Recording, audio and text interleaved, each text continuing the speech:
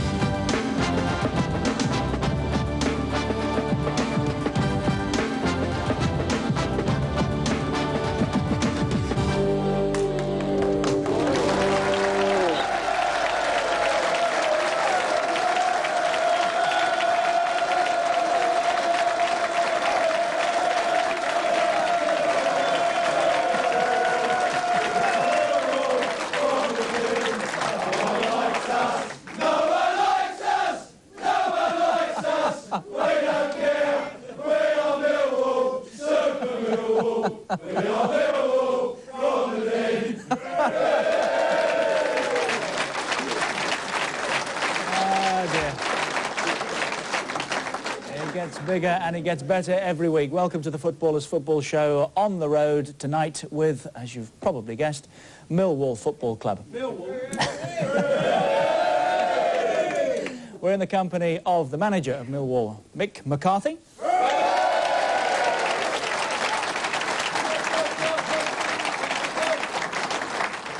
We also have with us Millwall and America's #1, Kasey Keller.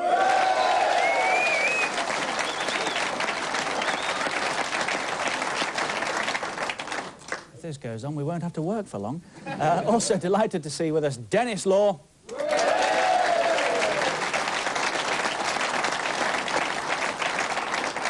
And George Best.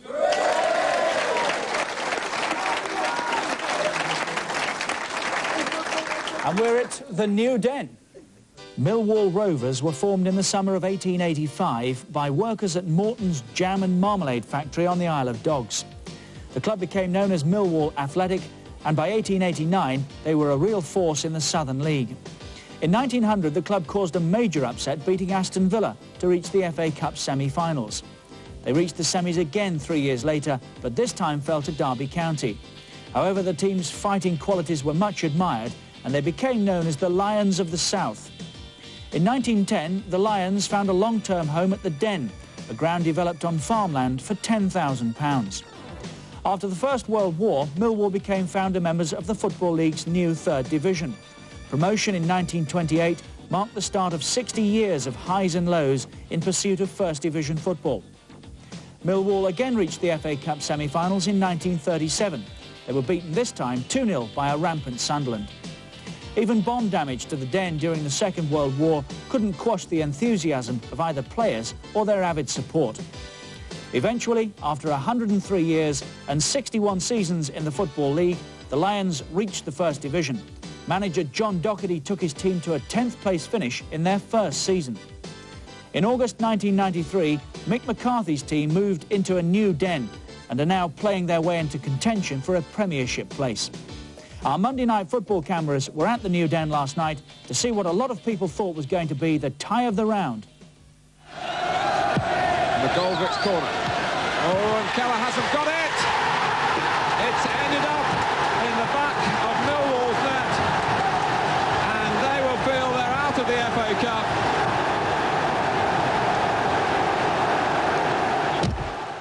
And foul came the noisy cry on the floor as we saw that. Welcome, Mick. Have you got over that? Just about, yes, just about. No, not really. If you want the truth. Of course we want the truth. There's some cruel ways to lose, but blimey, that must be amongst the worst, eh? Yeah, I mean, you don't like losing at any time. I think you can tolerate losing if you've been beaten, good style, being hammered, or if, as last night, as the lads played exceptionally well, it would have been a great goal. Even if it had been a fair goal, in my opinion, I don't think it wasn't a fair goal. Shouldn't have stood. Kasey was fouled yesterday.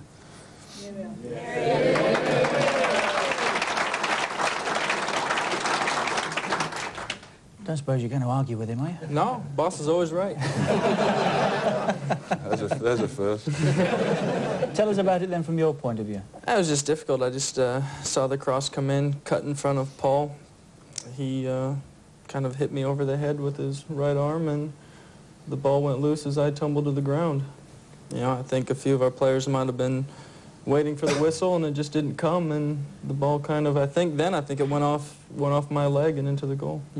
Yes, I think it was probably going wide, just to. I think it was going wide also, yes. Yeah. Thank you. I asked Andy Gray about it, and he said it was a good goal, but then he is a member of the Strikers Union, isn't he? Well, yes, I mean, I don't know, I felt I was obstructed, definitely, and hit over the head with an arm, and usually when you go up to catch a ball, you don't expect someone to hit you over the head, so... It's silly of me to say forget about the goal, because you can't, that's why you're out. But there must have been things from that game last night that heartened you.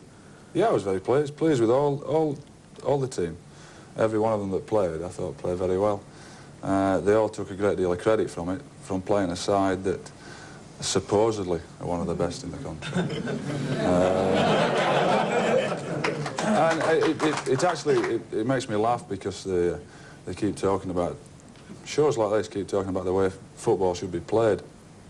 And I believe my team last night played the game the way it should be played properly. The ball was knocked around, and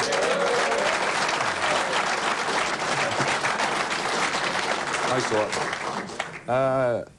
And I thought we were the better side for a lot of that game.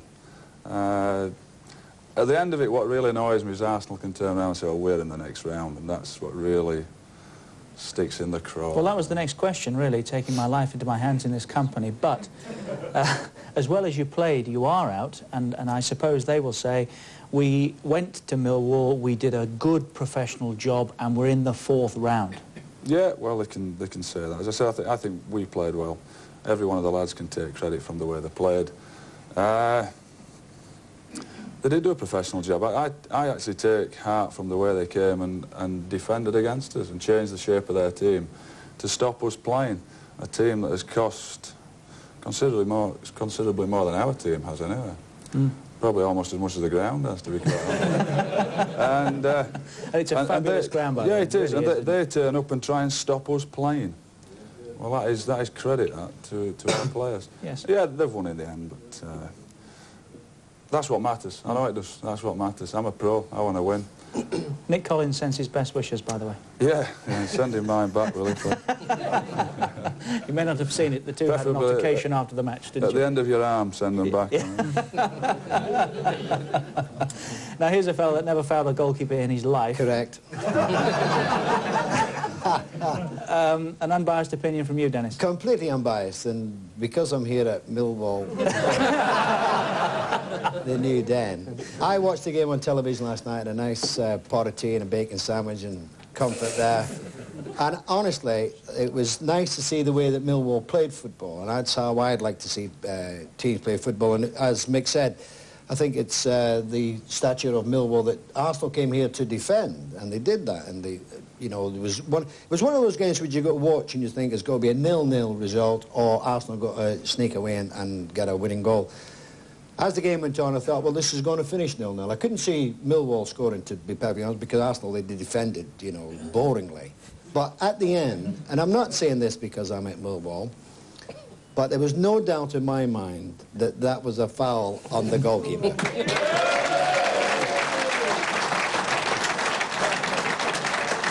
Seriously, I am not saying that because I'm here.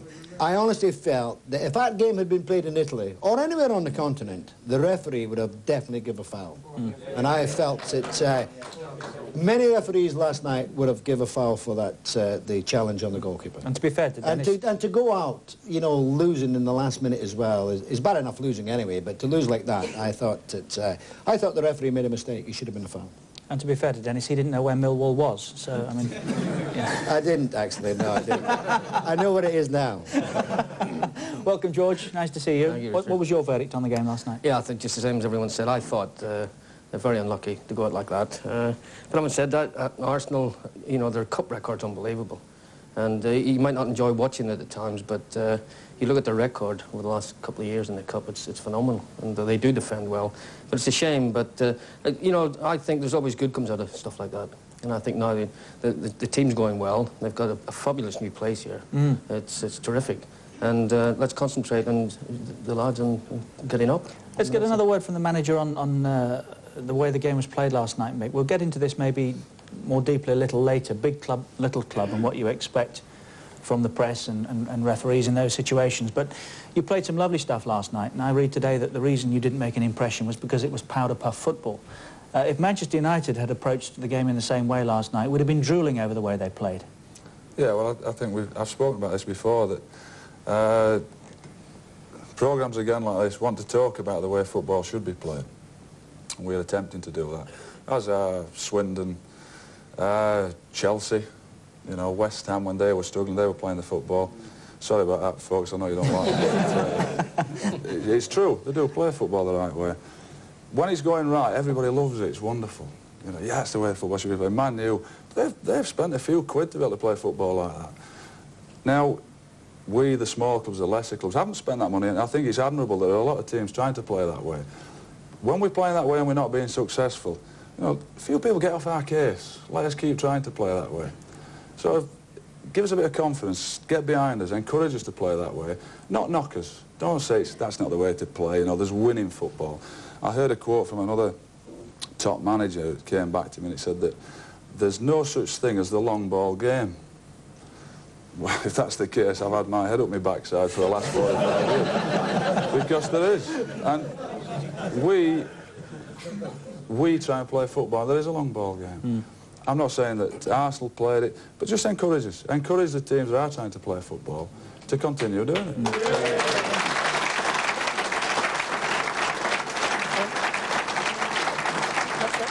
It's actually not a bad point, George. When Glenn Hoddle and Chelsea were going through that horrible run, I think it was one draw out of 10 matches, all the discussion then was that they'll have to change. He'll have to fight and kick and scrap his way out of that. But he stuck by his principles, and off the back of 3 wins, there's a little bit of breathing space now. Do you believe you can play and get the reward as a result of playing? Well, Mick made a great point, didn't he? I mean, teams like Manchester United and Blackburn, who are spending millions on players, can afford to play that way because they've got the players to play that way. The lesser teams who are trying to play football, the bottom line is you can't play football unless you've got the players. And some teams just don't have the players to play the sort of football. They get success.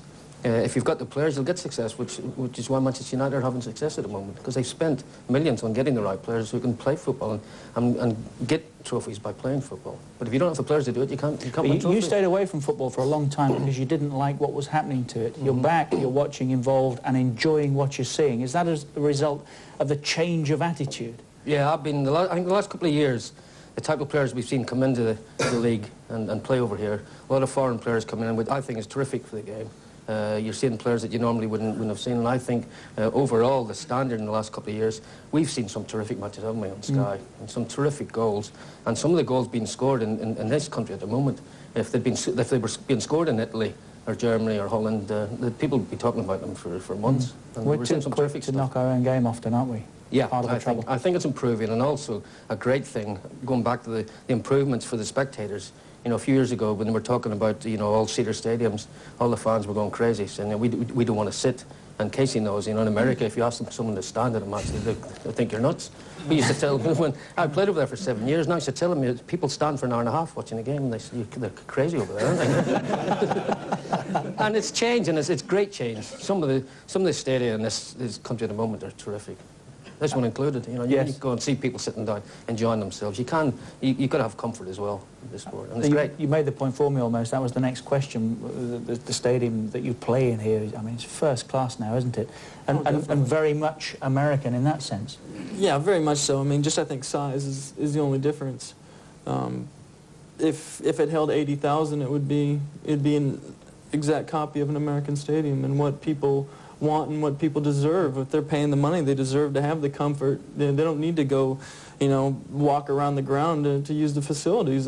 They should be there for them to get the comfort that they want out of the price that they deserve. Your first trip to Millwall, Denis? Yes, you've had a look excellent. around. What do you make of it? Excellent, lovely stadium, beautiful stadium, lovely people as well, aren't they? Seriously, I can go from week to week. Seriously, I can crawl with the best. There's no danger at all. But I think the most important thing is that the team does play football. I know it's very difficult for smaller clubs as well because they haven't got the resources, which, you know, players costing millions of pounds. But if they persist in keep playing football. I think the fans, I don't know about you, I mean, do you want to see football being played, or do you want to see a long ball? And it's as simple as that. And if you ask the majority of fans, they want to see football being played. I know at the end the results are so important for the club, you know, if they get relegated or they get promotion and whatnot. But really, at the end, if teams persist in trying to play football, the people will enjoy it and give the team support. And that's what Millwall have done.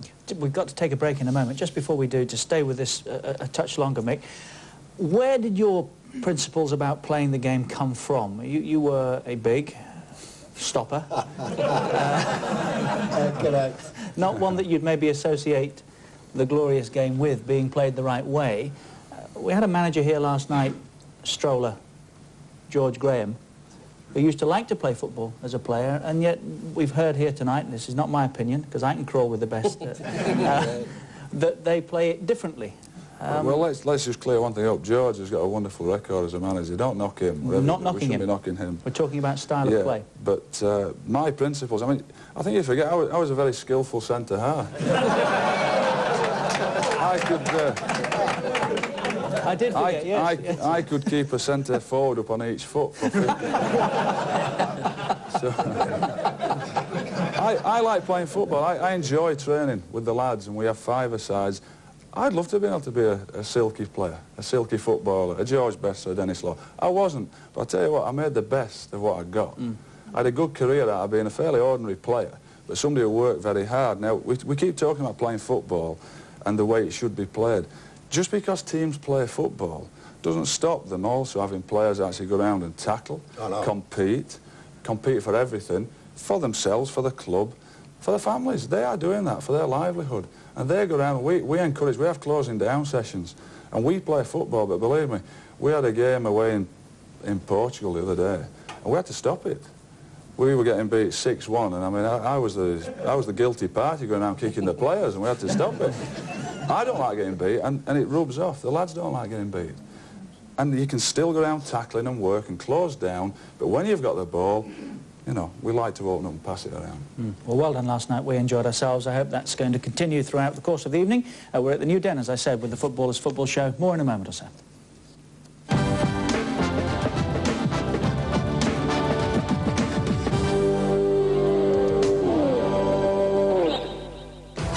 You're watching Sky Sports. Tonight, from the corridors of power, the boss. It was a late challenge by Joe Jordan. He was the bad boy of the golden years. Now Joe Jordan's knocking on the Premier League's door. Find out the secret to his success. The Boss, 10:15 tonight on Sky Sports. You can pick up the phone and apply for the American Express card right now. Yes, I'd like to apply for the American Express card, please. The American Express card is a charge card. Because we ask you to settle your account in full each month, you'll stay in control of your finances. You'll also earn certain privileges when you shop with the card. Virtually everything you buy is insured for 90 days. Hello. I was wondering if I could apply for the American Express card over the phone. If you need help abroad, Great. we can refer you to an English-speaking doctor or lawyer. I don't understand. I'll phone American Express. 24 hours a day. American Express. Hello. I want to apply for card membership. And should you ever lose the card, we'll have a replacement for you the very next day. I've managed to lose my wallet. Mr. Gardner, I'll have a new card for you by tomorrow. To apply for the American Express card and to find out about our new rewards program, Membership Miles, call now free on 0800 700 444. When this whole world starts getting me down and people are just too much for me to face. On the roof, the only place I know where you just have to wish. Relax on New Club World and arrive ready for business. On the roof. Bush. When your nose is bunged up, Bush, you need Tunes. Ah, dudes. Tunes release cool menthol vapors that help you breathe more easily. Tunes. Mush. Tunes help you breathe more easily. It's a dog's life, isn't it? Well, no, it's more of a cat's life, isn't it? No, I mean for dogs. Oh. I mean, what have they got? fleas? No, I mean, they don't get this new kitty cat for a start, do they? All in lovely separate chunks, served in a very nice jelly. How do they do that? Well, they've got a new chef, obviously. Have they really? Yeah, I particularly like his duck and turkey. So does our dog. Does it? Yeah, it has mine unless I eat it all up pretty quick. Oh, that's terrible. Because I blame the owners. No, it's definitely the dog. New kitty cat. Us cats thrive on it. This is a tale of Hollywood. So what's the story? We open outside San Quentin. Griffin Mill is a hotshot studio executive. Angelica, Griffin Mill. Oh, hi. Welcome, McDowell. Hi, how are you? Oh, hi, Griffin. Good to see you. Movies are his life. Yes. The Graduate, Part 2. Yeah, it's exactly right. It's Out of Africa meets Pretty Woman. Well, I want Bruce Willis. But his life. How did this get here? They're coming from a writer. Hello, is David Kahane there, please? Who's this? This is Griffin Mill. Who's a dead man? Is about to change. Stop all the postcards. I don't write postcards! I write postcards! Tough story. A tragedy. If you went to Pasadena with intent to kill, you could go to the gas chamber. Now, more than ever, Something I have to tell you. he's praying for a Hollywood ending. Do places like this really exist? Only in the movies. The British television premiere of Robert Altman's The Player, Sunday at 8 on the Movie Channel. The Player, just one of 34 premieres you can see in January on the Sky Movie channels. Call 0506 460000. That's 0506 460000 now, and we'll switch you on.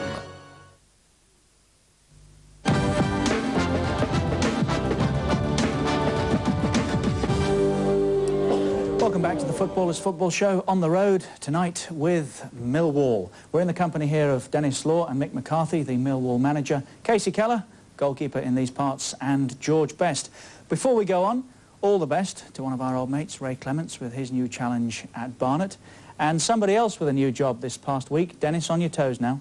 What, me? Yeah. What? Not you. No, Mike. You just looked as though you were drifting away there for a moment. Oh, right. Mike Walker, who's got a new job at Everton. What do we think of Mike's move to Goodison Park? Me? Yes. Can you believe that? And I've warned him half a minute ago. I was away in another planet there. I don't know. I'm sorry. You sort of caught me in the hop there. He's done an excellent job at Norwich. But it's very difficult, isn't it, you know, to lose the manager halfway through the season. You know, when a big club comes in and you wonder what's happened at Norwich. I mean, I don't know the ins and outs of what's happened behind the scenes, but you felt that it's either... I mean, if the manager's like a player, isn't it? If he wants to go, he's going to go through the contract or whatever. But if you felt that Norwich were going to be... If they wanted to retain him, because apparently he was the lowest paid manager in the Premier League, if they wanted to retain him, then they should have offered him some money. I don't know. But from Mike Walker's point of view, he's done a marvellous job. And I think that the challenge at going to Everton, with the money that they've got there, I think he'll do terrific. George, I think you're a big fan of Mike Walker's, aren't you? Yeah, same as Denis. I think he's done a terrific job. But when we were up at Norwich, I don't know if you remember, I said at the time I felt that there was a little bit of unrest between Mike Walker and the chairman. I don't know if that's anything to do with the fact that he left it eventually. I think that came across, didn't it, too, on the I think programme? it did, yeah. And I said after the show that I felt it would just be a matter of time before he left, and I don't want to appear a smart-ass, but, you know, but I am. And I think if a club like Everton, and he's been promised apparently money to spend as well, and getting 3 times what he was getting at Norwich, if you believe the reports, I think it's very difficult, and a lot of people talk about loyalty, but it can work both ways, loyalty. You know, got to realise a lot of managers have lost their jobs. Yes. Is there any loyalty in football, Mick? That's a good question to ask me, isn't it? Yes, there is. Yeah, there is. Loyalty to the pound note, I suppose, if you want. It just depends. George has said loyalty has to work both ways. It's all right being loyal to a place, but if he's not getting his just desserts, and he might get the sack if he's not successful. I mean, the people will move on. Denis made the point, they're like players. People are ambitious. If he thinks it's a better move, nobody can argue with him. And yet if Kasey Keller came into your office tomorrow morning and said, I'm ambitious, I fancy a move, I'd like to play somewhere else. Casey, you're in trouble. I'm in deep trouble. It'd ruin that American smile of his. Now, if Kasey comes in and says that to him, he wants, if at the end of this season, please God we're in the Premier League. If not, and he comes and says to me, look, Mick, I want to play in the Premier League, I want to play international football, and the only way I'm going to get that is playing the Premier League. I have been a footballer, I have to recognise that, the ambition. And I'd have to go to the board of directors, we'd have to talk about it. And then we'd probably put £5 million on his head and see who could come up with it. So, you know, welcome to the real world. I don't think there's much chance of that happening. You were standing at the back of the room before we started, very proud, and saying to me, there is only one Millwall. I mean,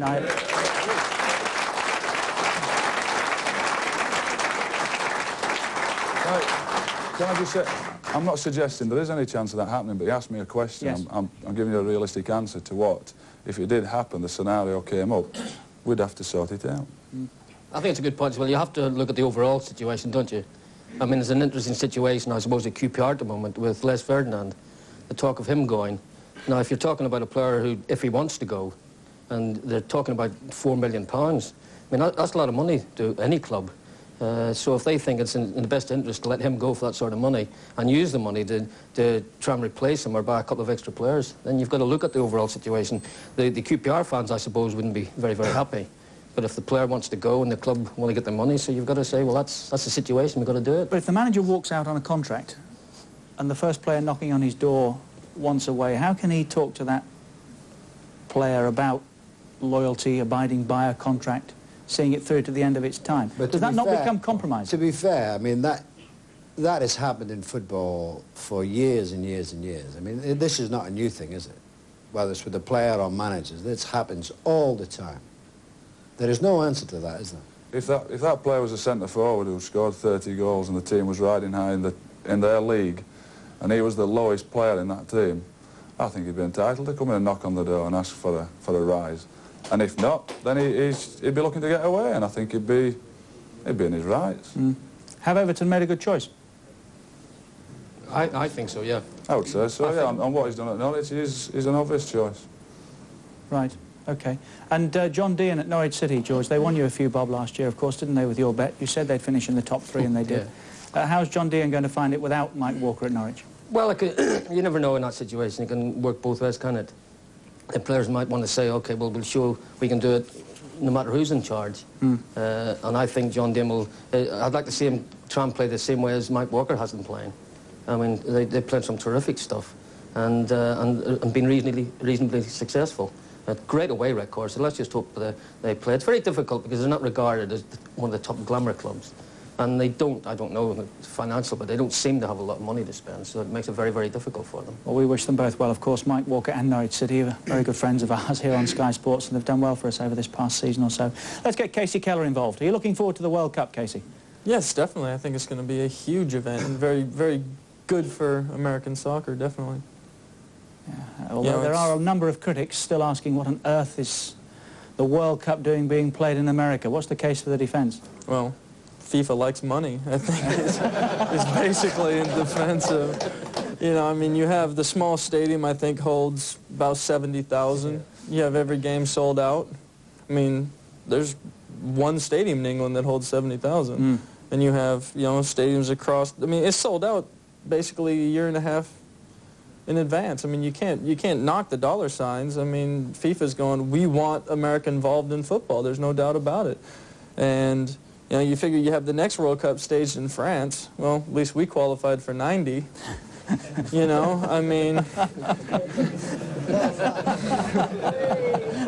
No, I think we can let him get away with that.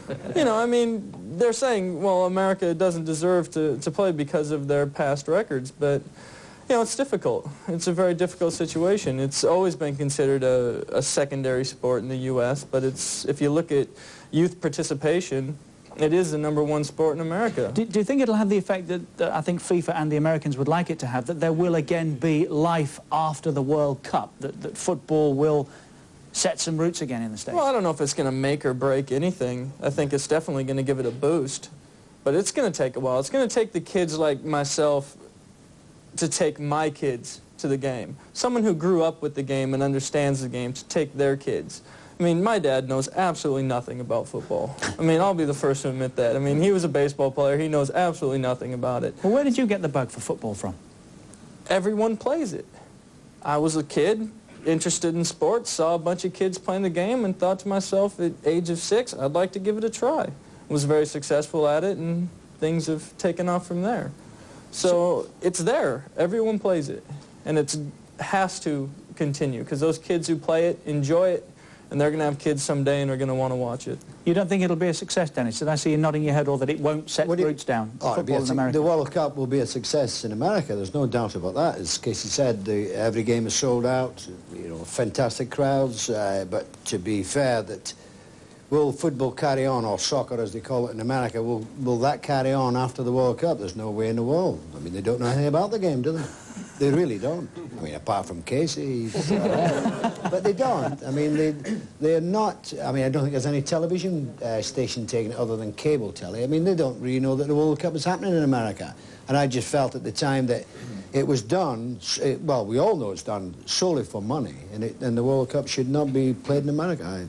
I've said that right from the beginning. It was only done for money. Let's see what the audience think about that. Can I just pose that question? Should the World Cup be staged in America? Anybody out here that pleased that that's the case? One down here. Well, I'll be quite pleased. At least I'll be able to see someone out there I can support the World Cup. You know? But in the main, most people here don't like the idea that the World Cup's going to America. Am I right? Can we see a show of hands on that? Well, they don't know anything about the game, do they? Okay, I thought that would be a... baseball here. Hold on, one at a time. Who doesn't care, then, that the World Cup is being staged in America? Could have been played in England, then we'd have put open one in it there. But you're saying you don't care. Are you not interested now in the World Cup because England haven't qualified? Who's got something to say on that? Gentleman down the back here. Let's go down the back, right the way down the back. Can you follow me here? Behind the posters. England are not in the World Cup. It doesn't matter. We watch it on the television anyway, so I'm sure it'd be a good spectacle, but for us it's a non-event, really. What about the Republic of Ireland? They're going, of course, aren't they? There's a gentleman over here with a question for me. Blimey, it's a fair way back down there, I'm tired. Well, I'm Irish by birth, so I'm supporting the Irish team in America, so I'm pleased that Ireland are qualified, and I feel sorry for England, but Ireland done it the hard way. They had to score goals, and when the opportunity came, they took it and qualified. England good luck had... to them. Yes, yeah, absolutely. Yeah, good luck to them too. Dennis, are you having an argument down here with somebody? I wasn't actually. What was she saying? No, I wasn't. No, I'm just saying that... No, are you having an argument with this lady? What were you saying? No, I was saying that I'm very pleased it's in America because my country, Jack's Army, are in it, the Irish Republic. And there are more Irish in America than there are anywhere else. Well, that's fair enough. Yes, that's... Well, you can't argue with that, can you? No, I'm not going to take her on. Do you want to? No, I'm not arguing, no. George, is there an answer to Dennis's point there? Well, we've always disagreed on this. I think it's a nice idea and a good idea that it's played in America. They've got the best facilities in the world. It'll be a massive crowd at all the games, as Kasey's already said. So, I mean, you can't really knock it when you look at the ticket sales they've had. So somebody's interested. And there's one thing the Americans do better than anybody, and that's put on a show and prepare for something like this. I think it's going to be terrific. But at the same time, I think at the end of it, I don't see anything coming from it. I think it's something like 18 million kids playing in America in the youth organisation. But the problem is when they get to those important years, apart from the one or two exceptions, it's not really... you're fighting American football, which is massive, baseball, which is massive, basketball, which is massive. It's like trying to bring those sort of sports here and compete with soccer. You can't do it. What's that old mate of yours, Rodney Marsh, make of it all? Because you're in contact with him a lot, aren't you? He lives and works in the States. Yeah, Rodney's coming back in a few weeks. We're putting our road show on the road again, or our drink show, or whatever we call it. Yeah, he's bitterly disappointed. We both are, because he and I had worked out a deal to go over and work in America before, during, and after. With an American bank, which was going to earn us a few quid.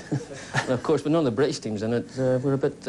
You're redundant? We're redundant, yeah, for a couple of... And he's also disappointed as well because he was in the original planning for it, or was quite heavily involved, and was expecting Tampa Bay to get some of the games, but I think is it Orlando instead of Tampa? So Rodney's very, very bitterly disappointed in a lot of areas. Mick, have you got any strong feelings on this one? Well, there are a lot of... people living in America. I mean, as my young lady friend here just pointed out, there are more Irish living in America than there are living in Ireland.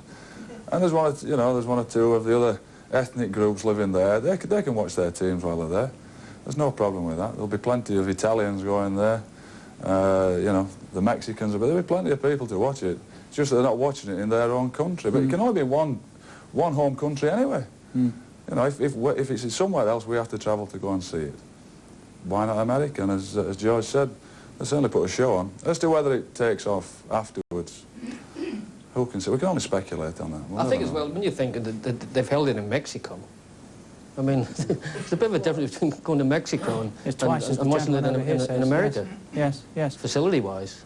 Final word to Kasey then. Do you think there will be football after the World Cup in the States? There'll be football after. Well, there's football. It's there now. I mean, I think I could make a fairly comfortable living playing soccer in the U.S. right now. It's there. I mean, you're talking about you're rivaling, you know, football, as George said. I mean, football, each team, television contracts a year, before the season even starts, are given $30 million from TV. Each team, you got 26 teams.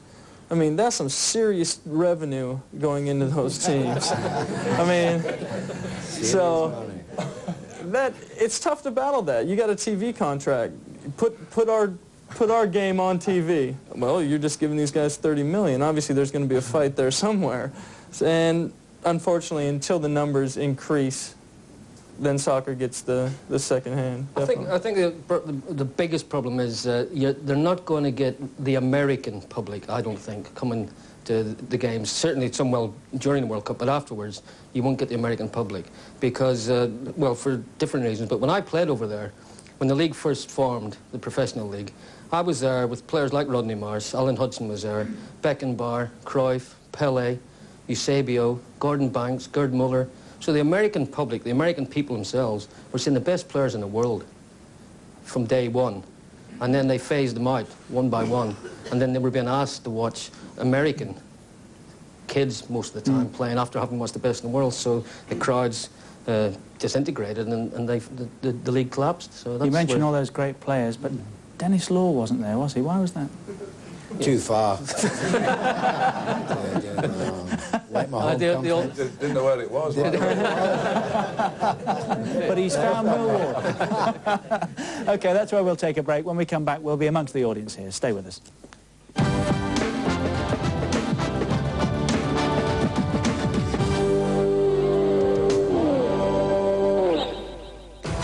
You're watching Sky Sports. The European Super Cup final live. Wednesday at 7, Sky Sports.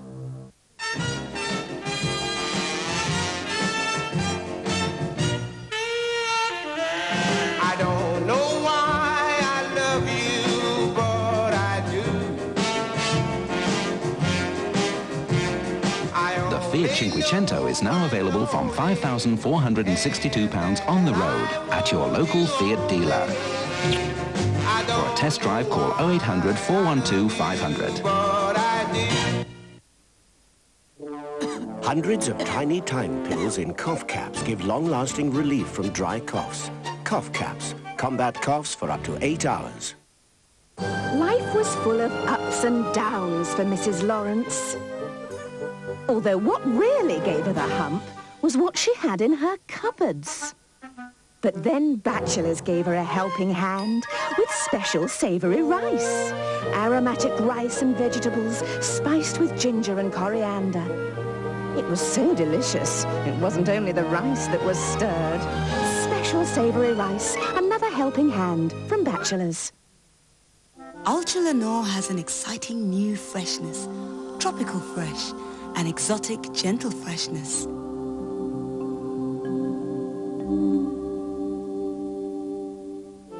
It's a breath of tropical fresh air for your wash from Ultra Lenore.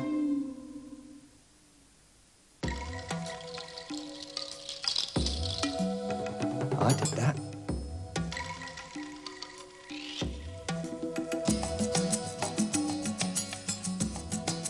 It was nice of her to do that.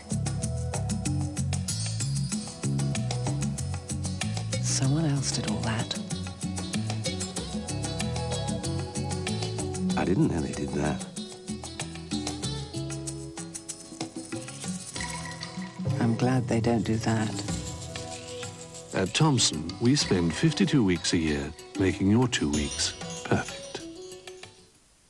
To Birmingham, with the third exit of Spaghetti Junction. Take the second on the right, left of the lights, straight past the green man, and we're down there on the left-hand side. Okay then, see you Monday. The third exit of Spaghetti Junction. Press the green man. Left, right, left, right.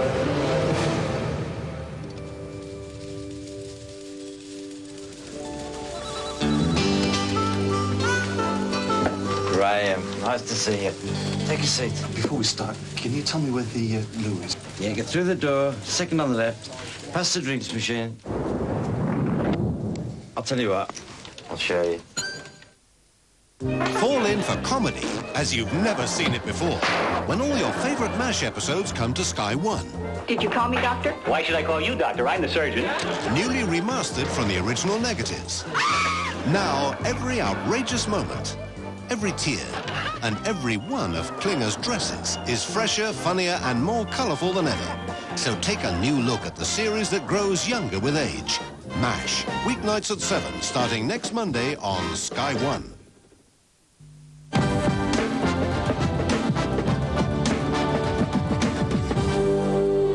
Welcome back to the Footballers' Football Show. We were here last night for that third-round FA Cup tie and took the opportunity to stay on. We're in the company of Millwall tonight. Gentleman here's got a question for us. Yes, my question's about the excessive use of arms in football. Now, I wrote this question before last night's game, but, I mean, it's relevant to it. In particular, the Fox and Benali situation the other week, Southampton and Norwich.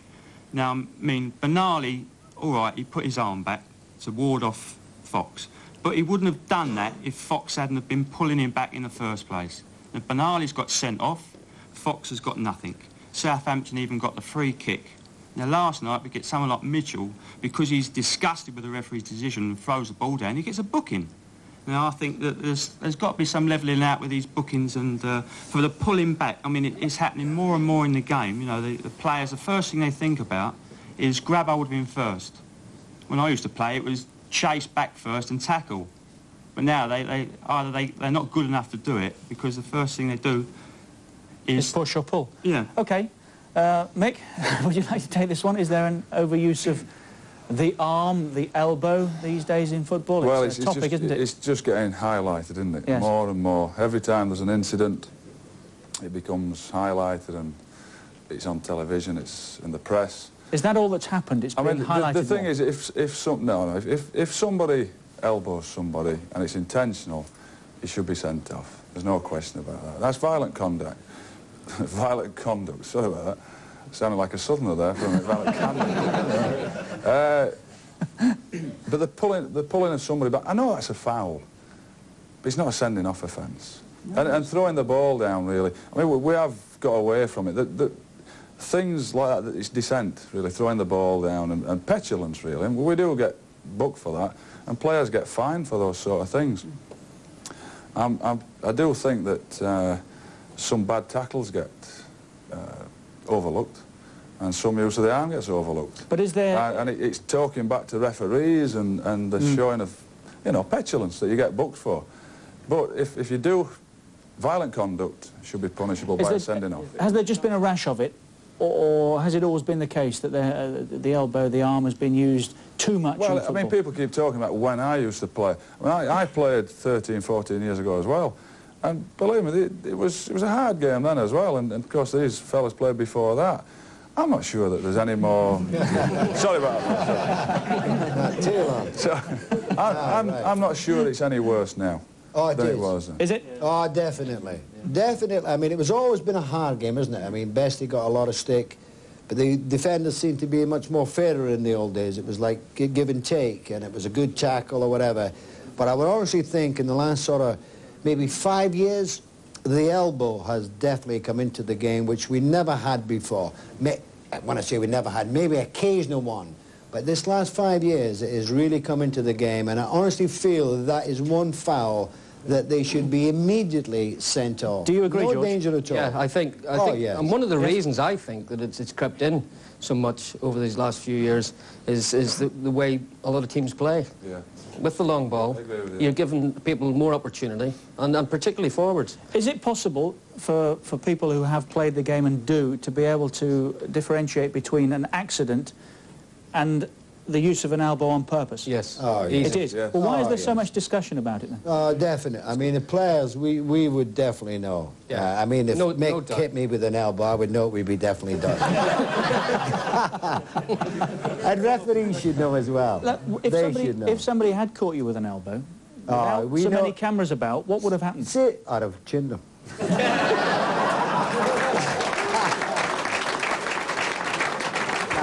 Dennis, I might have not done that big. I have to say, you would know. But it would have been after a while. Yes, yes, I would know. I'd have probably gone back later on. And I tell you what he did as well, I tell you. Who did? You did. I had to protect myself. Oh, yeah. He just likes And spending don't forget, I was Christmas only and New Year at home. a frail boy as From well. the big rough defenders, Denis had to Correct. protect Look at the size of himself. me compared to him. But that used to happen. You used to exact your own form of punishment on the pitch, did you? Oh, yes, and I think it was give and take as well. I mean, and after the game, shake the hand, everything had been forgotten. But whilst we were on the pitch, it was a man's game. Right. But in a fair way. You get the occasional ones who were dirty players, don't you? I mean, There are a few dying swans, though, Richard, just now. Are they? well, that is, On the that pitch, is you know, also... people are sort of maybe throwing their arm out to try and get away from somebody pulling the shirt, Yeah. then it's a near miss, and Oh, well, that is disgraceful as there are well. a few dying swans going down on the pitch. I have They to should say. be sent off as well if they feign injury, because they're trying to get another professional sent off. I mean, that has come into the game as well.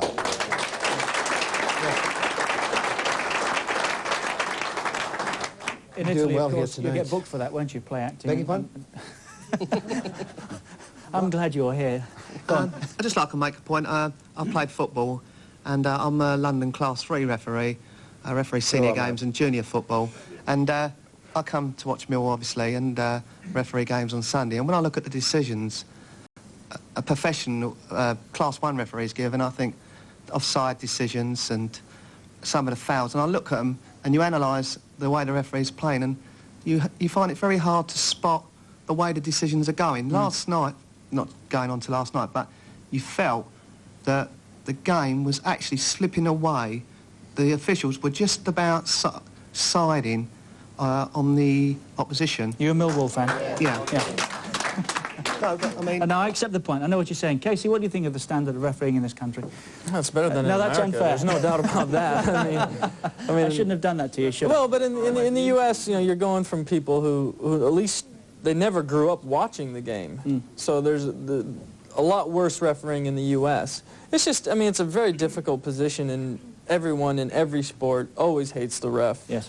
No one ever wants to be a ref. I don't know how they even find them to do the games to begin with. You know, I mean, there's no way you would get me to ref a game. I refed like a U12 girls game one time, and I decided, no way in hell am I ever going to do this again. And I just don't understand. I mean, it's very difficult because you have one guy making all these decisions. He's supposed to be helped by the linesman, but that doesn't work a lot of the time. Kasey, I think we all realise that it is a very difficult job to do, refereeing, isn't it?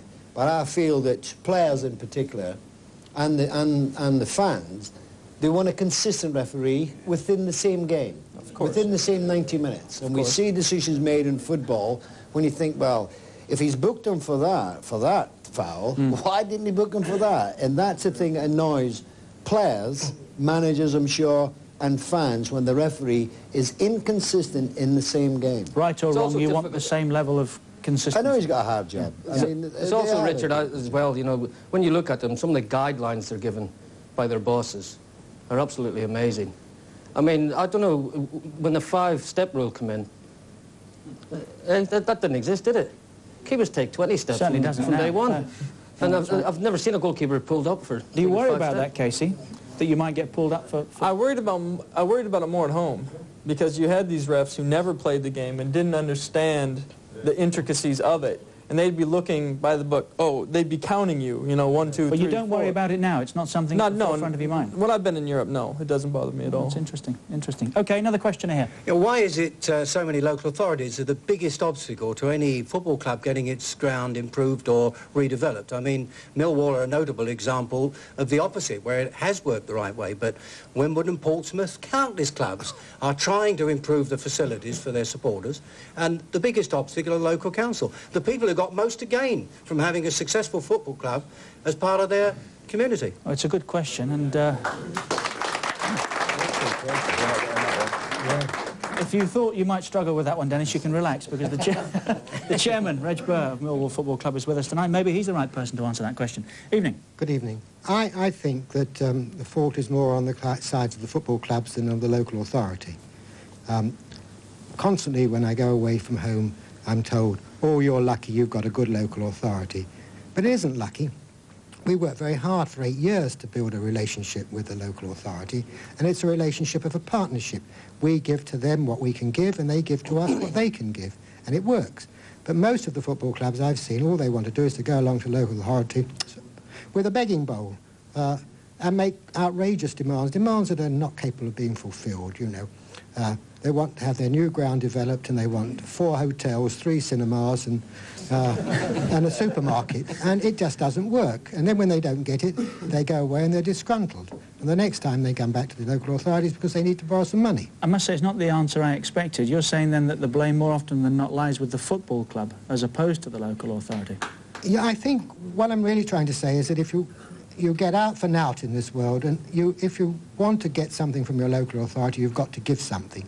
They've got to give a service to their community, and the only way they can give something back to a football club is if they feel satisfied that they're getting value in return. And I believe at Millwall, we give Lewisham tremendous value. And what was the reaction when you went to Lewisham and said, we're fed up with that place down there, we want a new one that looks like this, 800 yards up the road? And Well, you know, we started with the local authority 8 years ago, and that time the idea of a new ground was just a twinkle in our eye. It is true that we were lucky in the sense that we were making preparations for a move, but very desultory ones. You know, it would be, if we had a good day at the Den and the atmosphere was tremendous, you'd say, you can't leave here, what are you going to do? I mean, you can't leave this atmosphere. If we had a bad day and it was grotty and we had trouble and struggles, we think, oh yes, you know, what a good idea. But what crystallised it was Hillsborough. Lord Justice Taylor came down to the Den, and at the end of his visit, I was totally convinced that there was not going to be any ID cards. And football, in its usual unique wisdom, shot itself in the foot. Spent all its time fighting the ID card, which was never a runner. But Lord Justice Taylor was equally emphatic that the future was all-seater stadium. And when I said to him, look, I'll accept the fact that giant cops are a thing of the past, but control paddocks where you can numerically control the number of people, that's got to be fair. I'm old enough to believe in freedom of choice, and I don't see why people should be deprived of choice. If you want to stand, as long as you stand safely, why not? But they were having none of it, were they? They weren't. And, you know... this is the end result. The end result is that we had to face up to a clear choice. If we stayed at the old Den, we'd have ended up in the Vauxhall Conference. Over a course of time, because we had 3,000 seats, and you can't run a decent football club on that. And in a place like this, you deserve to be in the Premiership. Thank you very much.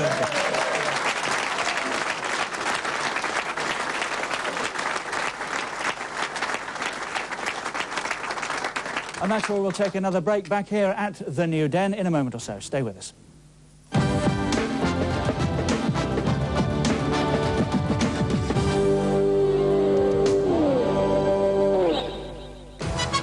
Watching Sky Sports. Sky Sports is proud to continue its outstanding coverage of the US PGA Tour. Another year of world-class winners on the world's toughest golf circuit. This week, the Hawaiian Open. Howard Twitty, proving age is no obstacle, is the defending champion. Starting Thursday night at 1 a.m. live and exclusive on Sky Sports.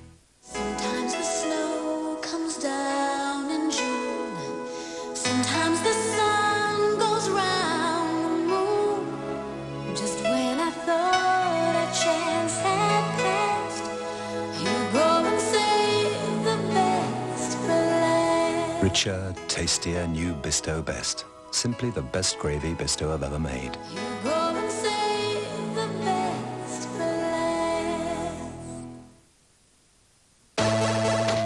And on, and on, and on, and on, and on, and on, and on, and there is on, and on, and on, and on, and on,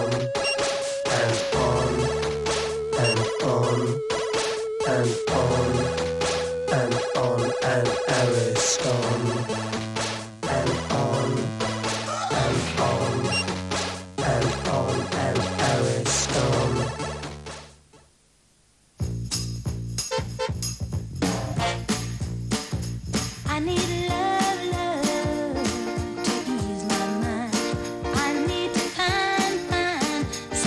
Citroën ZX elegantly combines space with performance.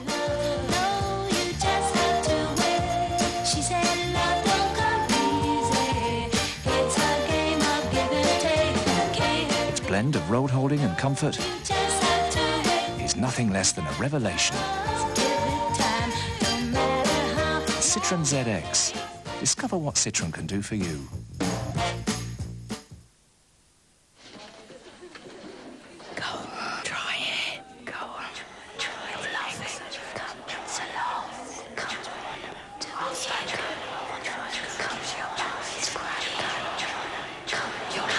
If you don't talk to your child about solvent abuse, someone else will.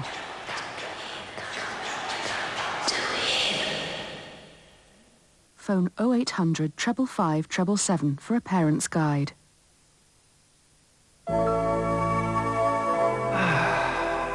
Coming to Centre Parks was one of my better ideas. It's lovely. And the villa's terrific. The children are in their element. I've hardly seen them. Even Sue's found some time for herself. We've sailed, played tennis, relaxed. Not to mention the golf. And the horse riding. Yes, it's good here. Centre Parks. Ring for the brochure. The British holiday the weather can't spoil. Tonight, from the corridors of power, the boss. It was a late challenge by Joe Jordan. He was the bad boy of the golden years. Now Joe Jordan's knocking on the Premier League's door. Find out the secret to his success. The Boss, 10:15 tonight on Sky Sports.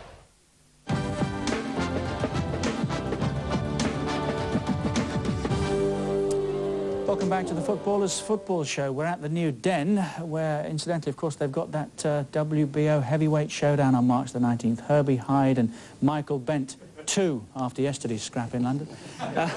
We're in the company tonight of Denis Law and Mick McCarthy. We also have with us Kasey, Keller and George Best, and a lady questioner over here, I think, gentlemen.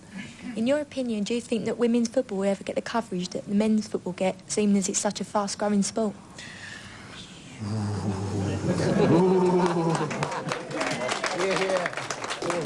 Who's going to have the courage to say no? Dennis. What was the question? Something about women's football or something. What was it? Will Get women's football... You shouldn't be asking us. Ask the TV guys. Oh, thank you very much.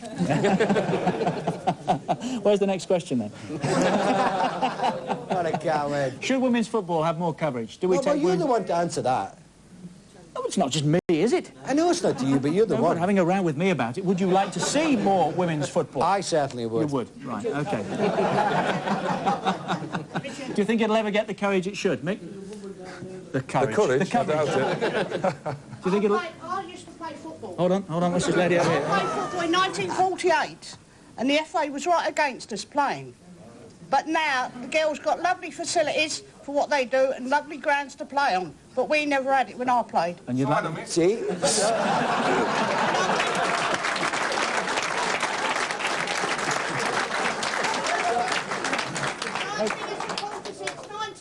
OK, well, so it's a point well made. It's my birthday today. Happy birthday.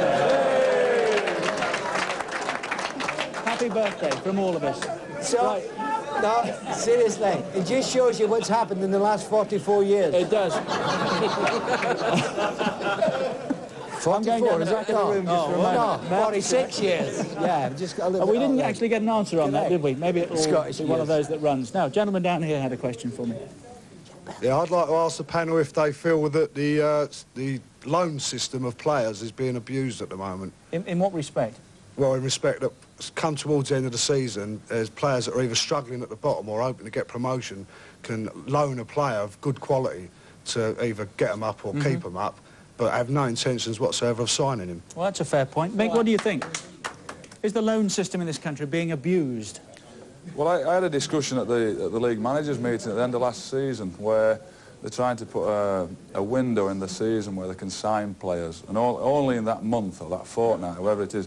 That's fine for the big clubs that can shell out a wad and buy somebody. But for the smaller clubs that can't do that, now they're only talking about the Premier League. Now that was one thing. Now they're talking about loaning players. Some clubs cannot afford to buy players at all. Period. They have to loan them. Now, in my opinion, it makes it a better league. If the lower teams are struggling, they can loan a couple of players at the end of the season. At least they can compete. They can compete either to stay up or to go up. I have no objection against it. I use the loan system, so I have got no objection against it at all. Just extend that. Should there be a transfer ban, as Mick was saying, with only a window of, say, a month in the summer and 2 weeks around Christmas time? George, what do you think? Is that something that we should be thinking about? Sorry, George.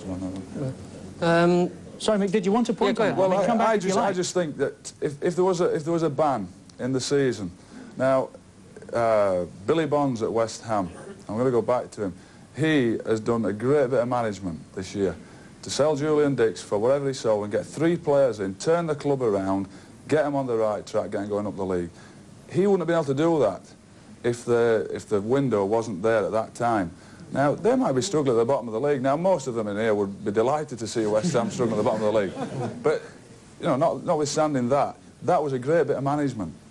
And managers would have that taken away from them, the ability to manage, to go out and scour the place and find players, sign loan players. It's a risk-taking loan players, because most players turn up on loan, they're not that bothered anyway. You know, they come out of somebody's reserve side, they come and play for you, and they don't look upon it as a chance to get back playing. Some of them look upon it as, well, I'll go down there on loan, I'll play in the first team, I'll go back, I'm still getting my dough. But at least you can manage, you can have a go. I think as well, if you've got a choice of playing first team football, if you love playing and not just doing it for the money, you'd much rather play in the first team, albeit at a lower club, and sit around in the reserves week in, week out. But the gentleman used the word abuse. I think it's a little bit strong, because if the law allows you to do it, and there are the rules, and as Mick said, if you can use your brain and wheel and deal in the right way and get results from it, that's terrific management, I think. Yeah, but the loan players originally, best, it was because it was with goalkeepers, wasn't it? I mean, if your sort of first-team goalkeeper was injured, or your goalkeeper, then, you know, you might be able to loan a keeper from another side. I think that was quite acceptable. But as the years went on, it has been abused. And it's been abused by teams going for promotion and against relegation. If they've got a few bob, they could afford to pay a player a fair amount of money to come and play for them, and gives the other clubs in the lower part or the middle, they don't give them any chance at all. I think it's been abused completely. Okay. Doesn't be allowed. All right.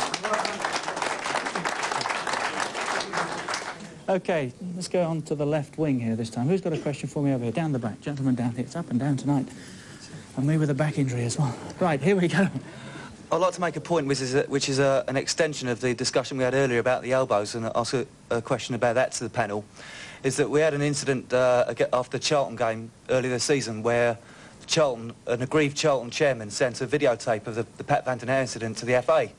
Now, what I don't want to see, and I'm sure a lot of people don't want to see, is every time a chairman's aggrieved about his club's result and there's been a dodgy challenge during the game, they've got the ability to send a tape to the FA, which then hangs over a player for the next 4 weeks while they decide what to do about it. Surely something else can be done about that sort of incident. Well, if you take the point on, I suppose what you're saying is television evidence, and there's been some discussion about it down the years. Often players have been disciplined as a result, but it's rare that players have been able to go with a video to say, well, look, that didn't happen, I'm innocent. Do you agree, Mick? Well, that is the case. You've not been able to use it to get yourself off anything. I don't agree with people sending tapes from matches to to try and get a player from the opposition into trouble. I'm not going to go into that one further. That's a dangerous subject, I think. But I don't agree with it. I don't think it's right. I mean, we had a discussion, and we had a discussion with the chairman and at the club, and we're saying that if a team had got a grouse with somebody, actually, they could see it on the video. Maybe they don't even have to be playing that side. They could just see it. And as a member of the public, they can actually send it to the FA and say, well, I'm complaining about that. I am actually making a formal complaint that he actually elbowed him. I don't agree with that. I don't think that should be happening. Dangerous grounds. Anybody with anything to contribute? OK, one question over here. Like Mark Hughes, against Sheffield United on Sunday, he just got a normal yellow card for the incident he done against Sheffield United defender, which should have been a normal red card. He got sent off with 2 yellow cards, which is only a 1-match ban. And I thought we should have got a normal red, which is a 3-match ban. OK, well, you can extend that, actually, as well. It's an interesting talking point, that, which is something we touched upon earlier in the programme. Do the big clubs get softer treatment than the smaller clubs? Had that been, as Dave Bassett, I think, was saying, a Sheffield United player committing the same offence, would it have been a red card rather than a second yellow and a 3-match ban as a result? George? Well, it's a big subject, isn't it? I think it could get totally out of hand, can't it? Because what'll happen if it carries on like this, every time there's any sort of incident, the FA are going to be sitting watching videos all day long and of incidents, and what you're basically saying, because I think over a period of a season, things level out. I believe that at the end of the season. You get things that go for you and you get things that go against you. And you're getting into a dangerous area, because what you're basically saying, if you're able to send videos every time there's a bad incident, you're sort of saying that the referees are useless. You know, so you have to... Steady. Some of them are, but they're not all. So what you're undermining them, really. And I think because, as I said, because I think it levels out at the end of the season, you should say that the season's been made and it can't be changed. That's the way. Right. But, OK, forget the video evidence. Is it the case that if you play for one of the bigger clubs, Denis, which you did, you'll expect to get decisions from officials, whereas maybe if you're turning out for the smaller clubs, as George did at Fulham, that you won't get those decisions necessarily? Do the bigger clubs get away with more? Completely false. I know you'd be biased. No, I think it's best he said, rightly so. It evens itself out. 50. OK, Mick McCarthy, you've played at Manchester City, you've played at Celtic, you've played down here at Millwall. Celtic I played? No, not you, Mick. Yeah. Concentrate. I don't think... next to you. Does it happen? I don't think intentionally it happens. I don't think referees go out and... we give them a lot of stick. I gave the guy stick last night. Maybe not in the press. I didn't agree with the decision. I tell you, we can't do without them. However you want to deal with it to make them better, we cannot do without them. They've got the hardest job. They probably referee from the worst spot in the world as well, on the pitch. There's lots of things they can't see. And I have to say, players are all we all try and bend the rules a little bit to try and get away, to get an advantage. And the referees they've got to be clued up to that. Most of them haven't played professional football. Now, I don't think, in answer to your question, that they go out and intentionally side with the big clubs. It appears that way when, like last night, a decision goes against us, we all cry, small club, you know, Arsenal, lucky Arsenal. Whatever it is, he didn't intentionally do that last night. No way. So, no, I don't Well, that's what Neil Midgley, of course, always says. And I'm glad you said that, because no referee turns out to spoil anybody's entertainment. They enjoy the job they do anyway and like to see a good match too. Richard, unfortunately, I'm a Sheffield United supporter, so I've blown my cover in here, so whether I'll get out or not, I don't know. But I would definitely say to the panel that I watch Sheffield United every week, and when Manchester United, Arsenal, any big club comes, if there's a 50-50 challenge, the referee looks at Mitch Ward on one side and Eric Cantona on the other, and it's Man United's every time. And I guarantee that I was at both games, and I will say that last night, if that had been in the other area, that would definitely been a foul.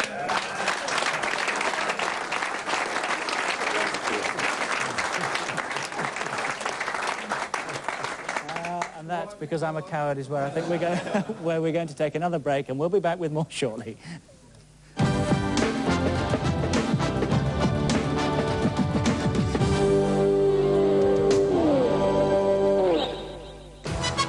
Watching Sky Sports.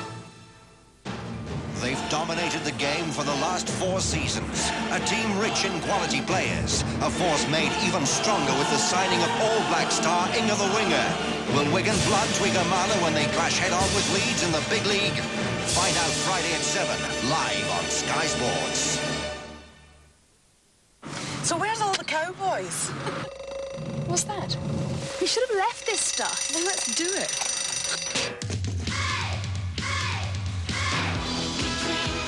Have a nice day.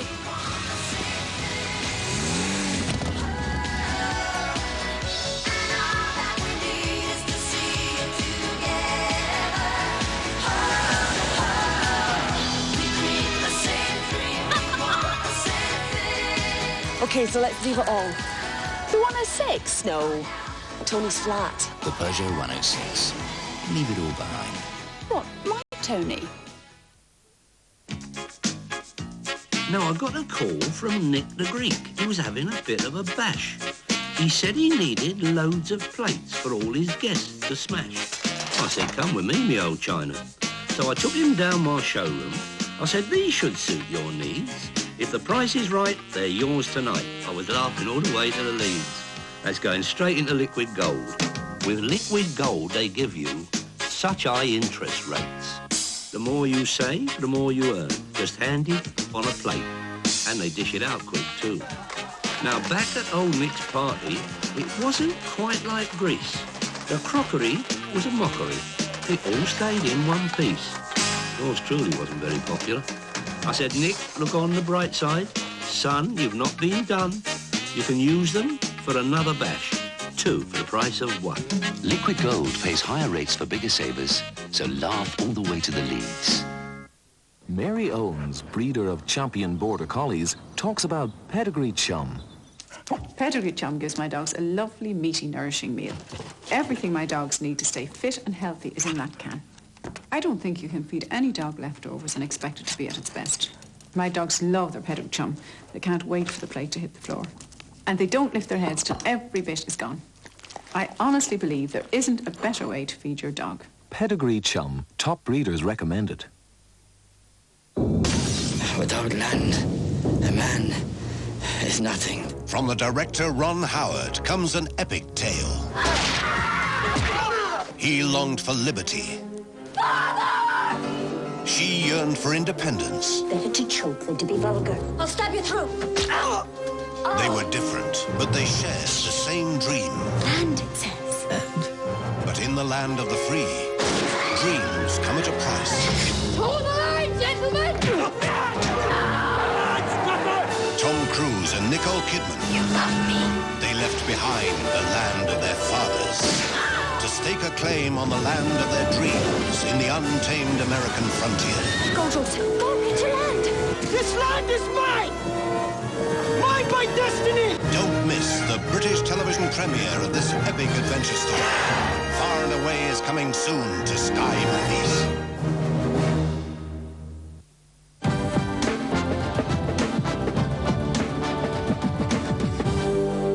Welcome back to the Footballers' Football Show. We can't let the evening pass without mentioning Ian Branford, who relinquished his position at Southampton today. Words of support for one of your colleagues, Mick, perhaps? Well, I just said, seeing as the other 3 wouldn't take the question, it has to be said. They've all done a Pontius Pilate and washed their hands of it. Yeah, I feel sorry for the guy. Not in whatever he's done there, whatever people think of him, he stood a level of abuse that I don't think I could tolerate, or anybody else in this audience could tolerate. Maybe Mr. Burke, because he's had a fair bit as well from time to time. But not just him, his wife and his family and friends. His wife, his family, I mean, his whole life has been ruined. And all he's been trying to do, I have to say that, is his best for Southampton. Might not be good enough at the time, but he has tried his best. And he's been physically abused, I think, at times, certainly verbally abused, every time he turns out. And he carried on longer than I ever thought he would, to be quite honest. Shouldn't happen, should it? Well said. Thanks. Words of support. OK, questioner here. If you think he was getting abused, do you not think he should have relinquished his position earlier? Because the passion that the fans have got, and then it's not going their way, you want them to give up. If they're not doing their best job, like with Rioch, he should have given up a lot earlier than he did. But he stayed on, and he dragged them down. He dragged Millwall down. I mean... Well, I have to say to that, is that just now we've just had a good game against Arsenal, and we're doing quite well. But I guarantee you, I'm doing my best for the club now. I guarantee you, if we went on a 10-game run, I would still be doing my best for this club. I would be suffering abuse, and I'll be getting stick, and I'll be getting jostled, and they will be asking me to resign. Now, do I resign? Do I say, right, I'm giving it up? Or am I going to try again for another 10 games and turn the corner? Because I have a bit of character, as Bramford must have, and I want to try and turn the corner. Sorry. Or do I chuck it all in because I'm getting a bit of abuse? Do I say, right, they're right, I'm wrong, I've been doing a decent job for 2 years, all of a sudden I'm a bad manager, I'm going to walk away from it? I think not. I think you try and turn it round. Maybe he's decided he can't, he's walked away from it. Fair enough. OK. Actually, it wouldn't be 10 games, because I asked the chairman earlier, and he said he wouldn't let it go that long, Mick, so...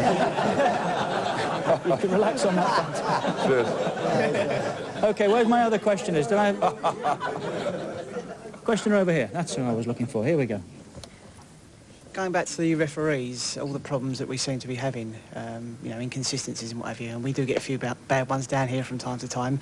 What does the panel feel about professional referees that are involved in the game full time? Kasey Keller had to say about that as far as ex-professionals are concerned. He doesn't want to referee a football match again, do you, Kasey? But I don't, but it's got to be looked at, definitely looked at, and you got to see. I think some of the other countries are looking into that. I mean, you have to look at their model and see if it works well for them, then maybe it should be, you know, adopted. It's tough to have professional players and amateur referees, you know, because they should be almost training as much as we are. It's very important. Obviously, this club's going to lose a lot of money on a dubious decision, and maybe, you know, right or wrong, if a referee trains as hard as we do, maybe those decisions aren't made.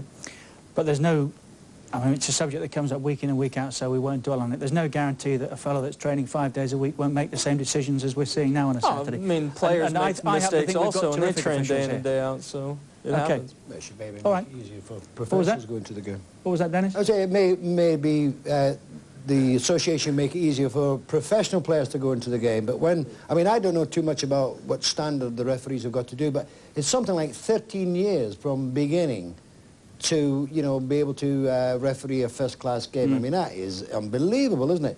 To ask an ex-professional to start a career, he's got to go for 13 years before he can referee a Premier game. Still be bad. Hey, but at least he knows what it's all about. And if that was reduced, then you might see more ex-professional players going to the game, and they understand the game more than a referee will ever understand the game. All right, OK, we'll leave that alone now, because, as I say, it's one that comes up week in and week out. If I can just change the subject, are we edging towards the appointment of an England manager, in your opinion, George? And if we are, Terry Venables' name is being mentioned. Is that the right man? Well, we discussed this, didn't we, a short while ago, and Terry Venables, I think, has got all the credentials, yeah. He's respected by the players, and when you think that not so long ago with all the fuss that was going on at Tottenham, the fact that he's emerged as favoured is amazing. When you looked at what the media were doing to the Tottenham people, not only Terry but Alan Sugar, everyone involved in it. It's amazing that it looks like he's a front runner. Big Ron Atkinson, I'm a big fan of, but it looks. I read a piece today by Terry saying that he hasn't been offered a job. He's been interviewed. But I think he would be a lot of the general public's choice, yeah. Well, we've done it once or twice when we've been on our travels. We've asked what audiences think about the candidates. What about Terry Venables? Are we happy with the suggestion that it might be Terry to manage England? Let's have a look. A show of hands. Who would like to see Terry Venables manage England? Yeah, because Teddy would get picked. Because Teddy would get picked. Teddy Sheringham, the gentleman said. If not him, how about Ian Bramford? He's out of work.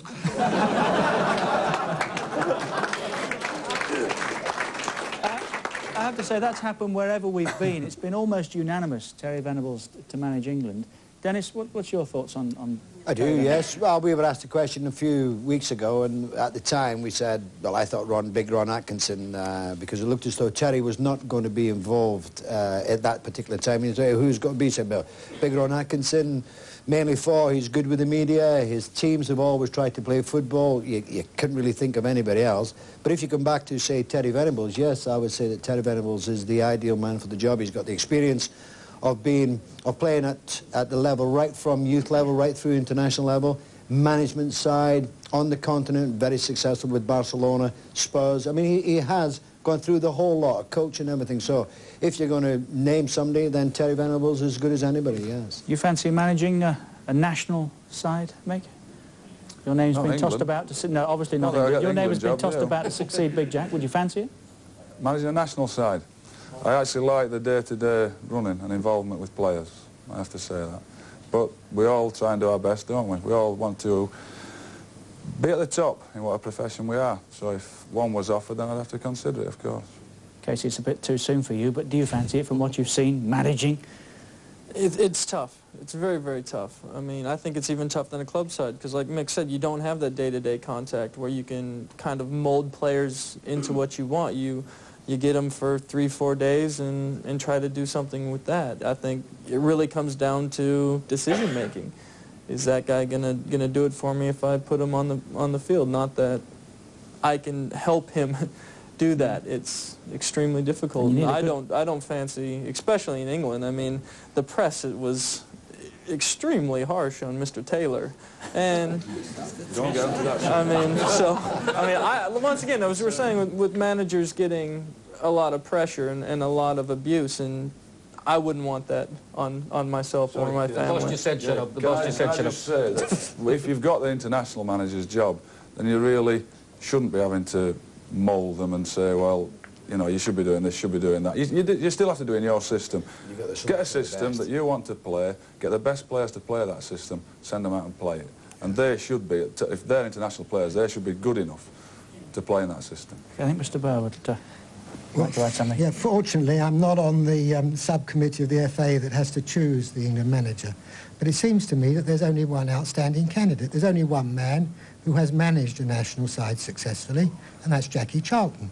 I don't believe that the qualifications for an England manager are the same as the qualifications for a club manager. I think they're quite different. The problem is, of course, he's got a job right now, hasn't he, and a big job to do. And I hope he keeps it for a long time.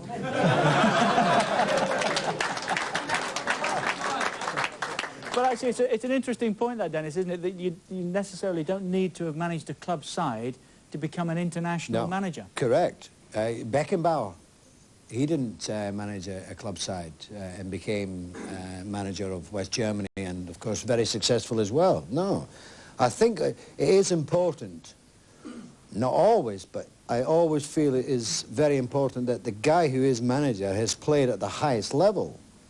He has played international. I was just going to say that, because that was one of the biggest criticisms of Graham Taylor, wasn't it? That it is a big plus if he has played for England or Scotland or the Republic of Ireland or Wales or whatever, Germany.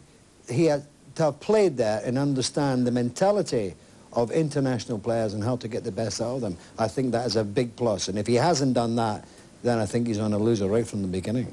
And yet you said a moment or so ago that you were a big fan of Ron Atkinson's, and he hasn't played football at the very highest level, has he? Yeah, but he has got he has something extra in that his teams play football, and they try to play football, and that is most important. And if Ron Atkinson had in charge of the England international teams, I am sure that he would have moulded a team to qualify for America because of the way he plays football. Guaranteed on that. I'm listening to everything you say. Am I the downright today? You just look very aggressive there. I thought you were coming out at me. Well, I just felt the question was aggressive towards me.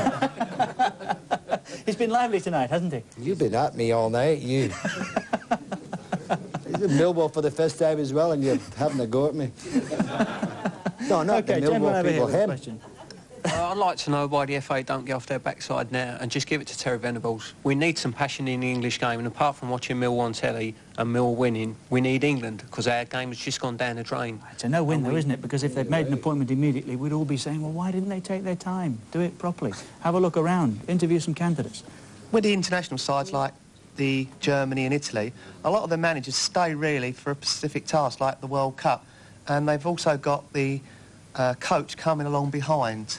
So they've got the manager up front, and they've already appointed his successor.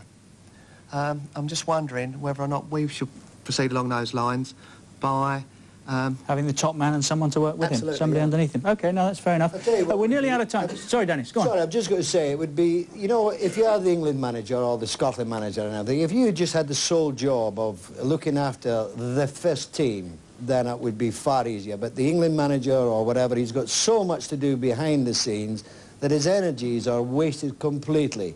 If he was told just to look after the first team and that's his job only, then I think he'd be much more successful. Right. He's got too much to do. Where are Millwall going in 10 seconds, Mick? Put me right on the spot, haven't they? Daft question, wasn't it, really? Well, we wish you all the best, of course, with the rest of the season. Thank you. We've had a nice night this evening. Denis Law and Mick McCarthy, thank you both very much for joining us. Kasey Keller and George Best, thank you very much for joining us. And as far as Millwall's concerned, as I said, we wish you the best and thank you very much for having us last night and tonight. See you soon. Thank you. And next season.